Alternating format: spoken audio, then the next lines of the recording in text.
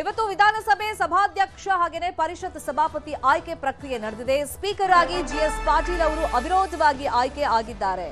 ಇನ್ನು ಜಿಎಸ್ ಪಾಟೀಲ್ ಅವರಿಗೆ ನಾಯಕರು ಅಭಿನಂದನೆಯನ್ನ ಸಲ್ಲಿಸಿದ್ದಾರೆ. ಅಂದ್ರೆ ಈ ಚುನಾವಣಾ ಪ್ರಕ್ರಿಯೆಯನ್ನ ಬಿಜೆಪಿ ಬಹಿಷ್ಕಾರ ಮಾಡಿತು. ಜೆಡಿಎಸ್ನ ಸದಸ್ಯರು ಅಲ್ಲೇ ಸದನದಲ್ಲಿ ಇದ್ರು. ಇನ್ನು ಸಭಾಪತಿಯಾಗಿ ಸಲೀಂ ಅಹಮದ್ ಅವರು ಆಯ್ಕೆಯಾಗಿದ್ದಾರೆ. 38 ಮತಗಳನ್ನ ಪಡೆದು ಸಲೀಂ ಅಹಮದ್ ಆಯ್ಕೆಯಾಗಿದ್ದಾರೆ. ಇನ್ನು ಸಲೀಂ ಅಹಮದ್ ಅವರಿಗೆ ಪರಿಷತ್ನಲ್ಲಿ ಸದಸ್ಯರು ಅಭಿನಂದನೆಯನ್ನ ಸಲ್ಲಿಸಿದ್ದಾರೆ.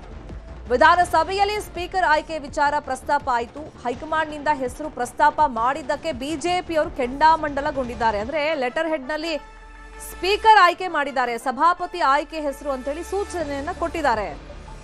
ಇದು ಈ ರೀತಿ ನಡೆಯಲ್ಲ ನಿಯಮಗಳು ಅಂತೆಲ್ಲ ಬಿಜೆಪಿಯವರು ಕೆಂಡ ಕಾರ್ತಾ ಇದ್ರು. ಮುಂದೆ ಈ ರೀತಿ ಆಗದಂತೆ ನೋಡ್ಕೊಳ್ಳಿ ಅಂತ ಹೇಳಿ ಬಿಜೆಪಿ ಸದಸ್ಯರು ಕಿಡಿಕಾರಿದ್ದಾರೆ. ಇನ್ನು ಸಭಾಧ್ಯಕ್ಷರ ಬಗ್ಗೆ ಸಿಎಂ ಡಿಕೆ ಶಿವಕುಮಾರ್ ಅವರು ಮಾತಾಡಿದ್ದಾರೆ. ನಮ್ಮ ಪಕ್ಷದಿಂದ ಸಭಾಧ್ಯಕ್ಷರ ಪೀಠಕ್ಕೆ ಅಗೌರವ ತೋರಿಲ್ಲ. ಬಿಜೆಪಿಯವರು ಹೇಳುವಂತೆ ನಾವು ಅಗೌರವ ತೋರಿಲ್ಲ. ನಾವು ಯಾರನ್ನು ದ್ವೇಷ ಮಾಡಲ್ಲ. ನಮಗೆಲ್ಲರೂ ಒಂದೇ, ಎಲ್ಲ 224 ಶಾಸಕರು ನಮಗೆ ಒಂದೇ ಅಂತೇಳಿ ಸಿಎಂ ಹೇಳಿದ್ದಾರೆ. ನಾವು ಹೃದಯ ಶ್ರೀಮಂತಿಕೆಯಿಂದ ಕೆಲಸ ಮಾಡ್ತೀವಿ. ಈ ನಡುವೆ ಕಲಾಪ ಬಹಿಷ್ಕಾರ ಮಾಡಿದಂತ ಬಿಜೆಪಿಯವರು ಜಿಎಸ್ ಪಾಟೀಲ್ ಆಯ್ಕೆ ಬಳಿಕ ಸದನಕ್ಕೆ ಬಂದು ಕೂತ್ಕೊಂಡಿದ್ದಾರೆ. ಅಂದ್ರೆ ಬಿಜೆಪಿ ಅವರು ಹೇಳ್ತಾ ಇದ್ದಿದೆ, ಆ ಪೀಠಕ್ಕೆ ನಾವು ಗೌರವ ತೋರಿಸ್ತೀವಿ, ಆದ್ರೆ ಈ ಚುನಾವಣಾ ಪ್ರಕ್ರಿಯೆ ಇದು ಸರಿ ಇಲ್ಲ. ಮೊದಲೇ ಲೆಟರ್ ಹೆಡ್ ಅಲ್ಲಿ ಯಾರು ಸ್ಪೀಕರ್ ಆಗ್ಬೇಕು ಅಂತ ಹೇಳಿ ಆಯ್ಕೆ ಮಾಡ್ಬಿಟ್ಟಿದ್ದಾರೆ. ಹಾಗಾಗಿ ಇದು ಸರಿ ಇಲ್ಲ ಈ ಪ್ರಕ್ರಿಯೆ. ಸೊ ಅದಕ್ಕೆ ನಾವು ವಿರೋಧ ವ್ಯಕ್ತಪಡಿಸ್ತೀವಿ, ಆದ್ರೆ ಆ ಪೀಠಕ್ಕಂತೂ ನಾವು ಗೌರವ ಕೊಡ್ತೀವಿ ಅಂತ ಹೇಳಿದ್ರು. ಅದರಂತೆ ಬಿಜೆಪಿ ಅವರು ವಾಪಸ್ ಬಂದಿದ್ದಾರೆ.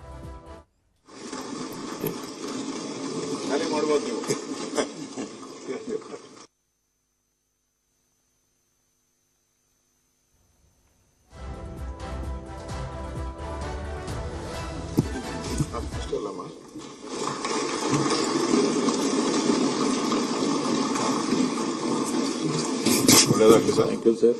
ಈ ಕಡೆನೂ ಸರ್ ಈ ಕಡೆ ಸೇರಿಗೆ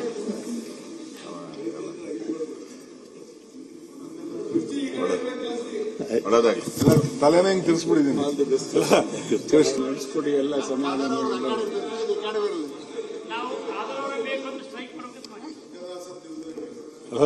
ನೀವು ತಿರುಗಿಸ್ಬಾರ್ದು, ಅವರೇ ತಿರುಗಬೇಕು. ನೀವು ತಿರುಗಿಸ್ಬಾರ್ದು, ಅವರೇ ತಿರುಗಬೇಕು.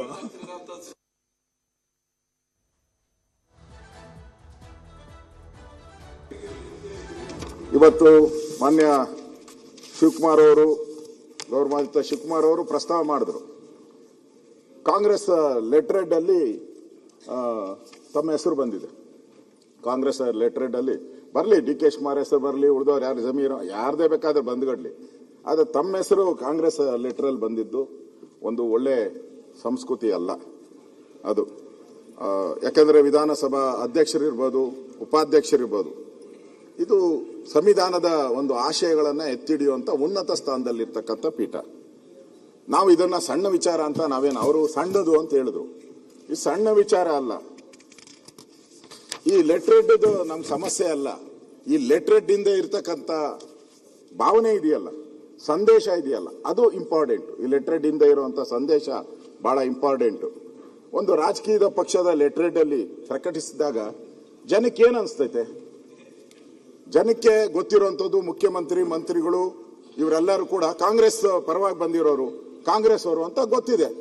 ನಾವಿದ್ದ ತಮ್ಮ ಸ್ಥಾನದಿಂದ ಕೂತ್ಕೊಂಡು ತಮ್ಮ ಪೀಠದಲ್ಲಿ ನ್ಯಾಯ ಮಾಡಿ, ನನಗೇನು ನಮ್ಮನೇ ಪರವಾಗಿ ಒಟ್ಟು 38 ತಮ್ಮ ಸ್ಥಾನದಿಂದ ಕೂತ್ಕೊಂಡು ತಮ್ಮ ಪೀಠದಲ್ಲಿ ನ್ಯಾಯ ಮಾಡಿ, ನನಗೇನು ನಮ್ಮನೇ ನೋಡ್ಬೇಡಿ, ಅವ್ರನ್ನೂ ನೋಡಿ, ಎಲ್ಲರಿಗೂ ನೋಡಿ. ಇದೊಂದು ಸ್ಥಾನಕ್ಕೆ ಎಂತೆಂತ ಕೃಷ್ಣರವರು, ವೈಕುಂಠ ಬಾಳಿಗ, ರಮೇಶ್ ಕುಮಾರ್ ಅವರು, ಅವರೆಲ್ಲ ಕೂಡ ಬಹಳ, ನಮ್ಮ ಖಾದರ್ ಅವ್ರ ಕಾಲದವ್ರು ಕೂಡ, ನಮ್ಮ ಜಗದೀಶ್ ಶೆಟ್ಟರ್ ಅವರೆಲ್ಲ ಕೂಡ ಬಹಳ ದೊಡ್ಡ ದೊಡ್ಡ ಸೇವೆಯನ್ನು ಮಾಡ್ಕೊಂಡು ಬಂದಿದ್ದಾರೆ. ನಿಮ್ಗೆ ಯಶಸ್ಸಾಗ್ಲಿ. ನಿಮ್ಗೂ ಕೂಡ ಈ ರಾಜಕೀಯದಲ್ಲಿ ಸ್ಪೀಕರ್ ಸ್ಥಾನಕ್ಕೆ ಹೋದ ತಕ್ಷಣ ಇದು ಏನಪ್ಪಾ ನನ್ನ ರಿಟೈರ್ಮೆಂಟ್ ಮಾಡಕ್ ಕೊಟ್ಬಿಟ್ಟವ್ರೆ ಅನ್ನೋದು ಬೇಡ. ನೀವು ಕೂಡ ಎಲ್ಲಿಗೆ ಬೇಕಾದ್ರೂ ಆಗ್ಬೋದು. There is a sky is a limit. So ಈಗ ಎತ್ತರವಾಗಿದ್ದೀರಿ, ಇನ್ನ ಎತ್ತರವಾಗಿ ತಾವು ಬೆಳಿಲಿಕ್ಕೆ ಭಗವಂತ ನಿಮ್ಗೆ ಅವಕಾಶ ಕೊಡ್ಲಿ ಅಂತೇಳಿ ನಾನು ನಮ್ಮೆಲ್ಲ ಶಾಸಕರ ಪರವಾಗಿ, ನನ್ನ ವಿರೋಧ ಪಕ್ಷದ ಶಾಸಕರ ಪರವಾಗಿ ನಾವೆಲ್ಲ 224 ಜನಕ್ಕೆ ಕೂಡ ತಮಗೆ ಶುಭವನ್ನ ಹಾರೈಸ್ತಾ ಇದ್ದೇನೆ. ತಮಗೆ ಯಶಸ್ಸಾಗಿ ತಮ್ಮ ಸ್ಥಾನ. ಇನ್ನು ಪರಿಷತ್ತಲ್ಲಿ ಇವತ್ತಿನ ಕಲಾಪ ಆರಂಭ ಆಗ್ತಾ ಇದ್ದಂಗೆ ಗಲಾಟೆ ಶುರುವಾಯಿತು. ಚುನಾವಣೆ ಯಾಕೆ ನಡೀತಾ ಇದೆ ಅನ್ನೋ ಬಗ್ಗೆ ಚರ್ಚೆ ಮಾಡಿ ಅಂತ ಹೇಳಿ ಸಭಾಪತಿಗೆ ವಿಪಕ್ಷ ನಾಯಕ ಛಲವಾದಿ ನಾರಾಯಣ ಸ್ವಾಮಿ ಅವರು ಪ್ರಶ್ನೆ ಮಾಡಿದ್ರು. ಸಭಾಪತಿ ಚುನಾವಣೆ ನಡೀಲಿ ಅಂತೇಳಿ ಕಾಂಗ್ರೆಸ್ ಅವರು ಪಟ್ಟು ಹಿಡಿದ್ರು. ಸರ್ಕಾರದ ವಿರುದ್ಧ ಬಿಜೆಪಿ ಸದಸ್ಯರು ಧಿಕ್ಕಾರ ಕೂಗುದು. ಒತ್ತಾಯ ಪೂರ್ವಕವಾಗಿ ಹೊರಟ್ಟಿ ರಾಜೀನಾಮೆಯನ್ನ ಪಡೆಯಲಾಗಿದೆ ಅನ್ನೋದು ಇಲ್ಲಿ ಬಿಜೆಪಿಯವರು ಆರೋಪ. ರಾಜ್ಯ ಸರ್ಕಾರದ ವಿರುದ್ಧ ಬಿಜೆಪಿ ಸದಸ್ಯರು ಧಿಕ್ಕಾರವನ್ನ ಕೂಗಿದ್ದಾರೆ. ಚುನಾವಣೆ ಯಾಕೆ ನಡೀತಾ ಇದೆ ಅದ್ರ ಬಗ್ಗೆ ಚರ್ಚೆ ಆಗಬೇಕು ಅಂತೇಳಿ ಬಿಜೆಪಿಯವರು ಪಟ್ಟು ಹಿಡಿದು ಕೂತು. ಈ ಚುನಾವಣೆ ಫಸ್ಟ್ ಮುಗಿಲಿ ಅನ್ನೋದು ಕಾಂಗ್ರೆಸ್ ಸದಸ್ಯರ ಒಂದು ಒತ್ತಾಯ ಆಗಿತ್ತು ಪರಿಷತ್ನಲ್ಲಿ. ಚುನಾವಣೆ ಯಾಕೆ ಆಗ್ತಾ ಇದೆ ಅನ್ನೋದನ್ನ ಈಗ ದಯವಿಟ್ಟು ತಾವು ಈ ರಾಜ್ಯದ ಜನರಿಗೆ ಈ ಚುನಾವಣೆ ಯಾಕೆ ಬಂತು, ಆ ಅನಿವಾರ್ಯತೆ ಏನಿತ್ತು ಅನ್ನೋದನ್ನ ಸದನಕ್ಕೆ ತಾವು ಚುನಾವಣೆ ಬಂದಿದೆ ಮನವಿ ಮಾಡ್ತಾರೆ. ಸಭಾಪತಿಗಳ ಮೊದಲನೇದು ಅಜೆಂಡಾದಲ್ಲಿ ಇರ್ತಕ್ಕಂಥದ್ದು ಚುನಾವಣೆ. ಚುನಾವಣೆ ಆದ್ಮೇಲೆ ಅವ್ರು ಏನ್ ಬೇಕಾದ್ರೂ ಚರ್ಚೆ ಮಾಡಿ ಸಿಗ್ತಾ ಇದ್ದೀವಿ. ಅಲ್ಲ, ಚುನಾವಣೆ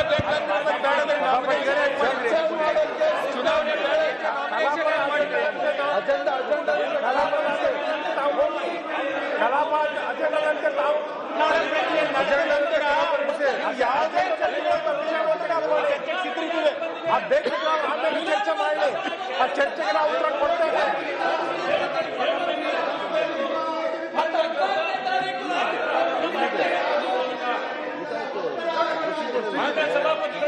ನಾಯಕರೇ, ಮೊದಲು ಚುನಾವಣೆ ಪ್ರಕ್ರಿಯೆ ನಡೆದು ಬಿಡಲಿ. ಈಗಾಗಲೇ ಇಡೀ ರಾಜ್ಯದ ಜನರಿಗೆ ನೀವು ಒತ್ತಾಯಪೂರ್ವಕವಾಗಿ ಸಹಿ ಹಾಕಲಾಗಿದೆ. ಅವರ ಮೇಲೆ ಹೊಸ ಸಭಾಪತಿ ಮೇಲೆ ಅವರ ಮೇಲೆ ಒತ್ತಾಯಪೂರ್ವಕವಾಗಿ ಸಹಿ ಮಾಡಿಸಲಾಗಿದೆ.